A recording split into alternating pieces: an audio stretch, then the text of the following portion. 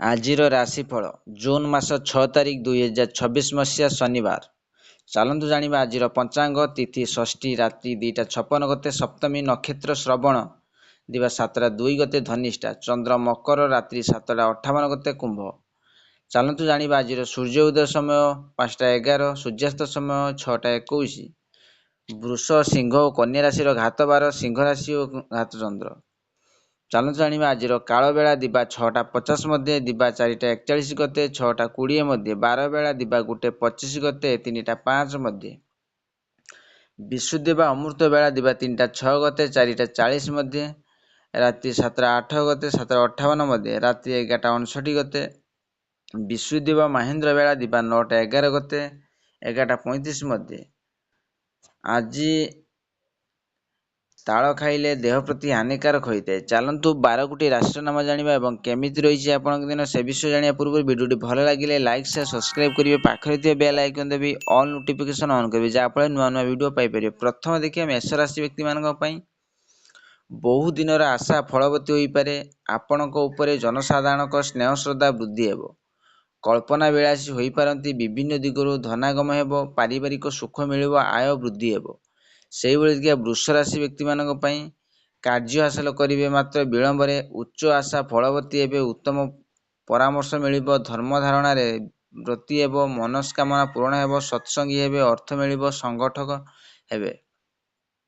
ସେହିଭଳି ଦେଖିବା ମିଥୁନ ରାଶି ବ୍ୟକ୍ତିମାନଙ୍କ ପାଇଁ ରୋଜଗାର ବୃଦ୍ଧି ହୋଇପାରେ। ଧୈର୍ଯ୍ୟ ଧରି ପାରିଲେ ସୁଫଳ ମିଳିବ। ଅଧିକ ଦାୟିତ୍ୱ ବହନ କରିପାରନ୍ତି। କାର୍ଯ୍ୟରେ ବାଧା ଉପୁଜିପାରେ। ବ୍ୟୟ ବୃଦ୍ଧିର ସୂଚନା ମିଳୁଛି। କର୍ମକ୍ଷେତ୍ରରେ ପ୍ରତିବନ୍ଧକ ଦେଖା ଦେଇପାରେ।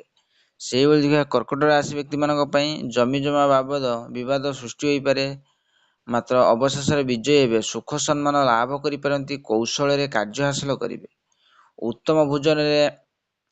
ଉତ୍ତମ ଭୋଜନ ହେବ। ପ୍ରତି ଲାଭ ହେବ। ସେହିଭଳି ଦେଖିବା ସିଂହ ରାଶି ବ୍ୟକ୍ତିମାନଙ୍କ ପାଇଁ କାର୍ଯ୍ୟକ୍ଷେତ୍ରରେ ଉତ୍ସାହ ବୃଦ୍ଧି ପାଇବେ। ଧର୍ମ କର୍ମ ସମ୍ପାଦନ କରିପାରନ୍ତି। କର୍ମକୁଶଳତା ପ୍ରକାଶ ପାଇବେ। କର୍ମକ୍ଷେତ୍ରରେ ବିଜୟୀ ହେବେ। ସାମାଜିକ କ୍ଷେତ୍ରରେ କିଛିଟା ଉନ୍ନତି ସାଧନ ହୋଇପାରେ। ଦେବଦର୍ଶନ ଯୋଗ ରହିଛି।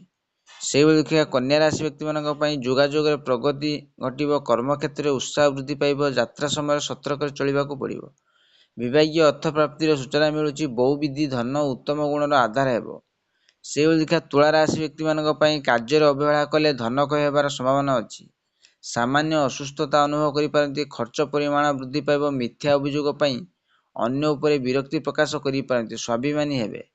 ସେହିଭଳି ଦେଖିବା ବିଛା ରାଶି ବ୍ୟକ୍ତିମାନଙ୍କ ପାଇଁ ବନ୍ଧୁଙ୍କ ସାହାଯ୍ୟ ପାଇଁ ଉତ୍ଫୁଲ୍ଲିତ ହୋଇପାରନ୍ତି। ଯଶସ୍ୱୀ ହେବେ। ଭାଗ୍ୟବାନ ହେବେ। ବିନୀତ ସ୍ୱଭାବରେ ହୋଇପାରନ୍ତି। କର୍ମକ୍ଷେତ୍ରରେ ପ୍ରଭାବ ବିସ୍ତାର କରିବେ। ଶତ୍ରୁ ବିନାଶ କରିବାରେ ସକ୍ଷମ ହେବେ।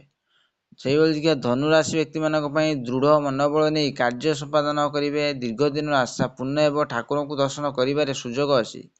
ବସ୍ତ୍ରଭୂଷଣ ଲାଭ ହେବ। କର୍ମ ତତ୍ପରତା ପ୍ରକାଶ ପାଇବ। ବ୍ୟବସାୟୀ ଲାଭଜନକ ହେବ। ସେହିଭଳି ଦେଖିବା ମକର ରାଶି ବ୍ୟକ୍ତିମାନଙ୍କ ପାଇଁ ସଫଳତାର ନିକଟବର୍ତ୍ତୀ ହେବେ। ପରଚର୍ଚ୍ଚା ଆପଣଙ୍କ ପାଇଁ ଶୁଭଙ୍କ ନୁହେଁ।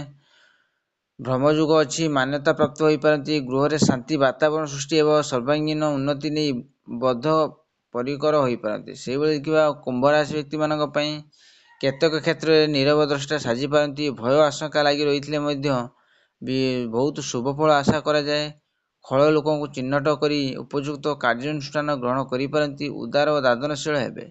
ଶେଷରେ ଦେଖିବା ମୀନ ରାଶି ବ୍ୟକ୍ତିମାନଙ୍କ ପାଇଁ ଏପରି କାର୍ଯ୍ୟ ନ କରନ୍ତୁ ଯେଉଁଥିରେ କିଛି ନା କିଛି ସୁନାମ ଆସିପାରେ।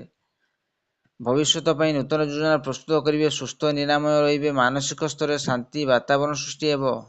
ଆଶା କରି ଭିଡ଼ିଓଟି ଭଲ ଲାଗିଲେ ଲାଇକ୍, ସେୟାର, ସବସ୍କ୍ରାଇବ୍ କରିବେ। ବେଲ୍ ଆଇକନ୍ ଦେବେ।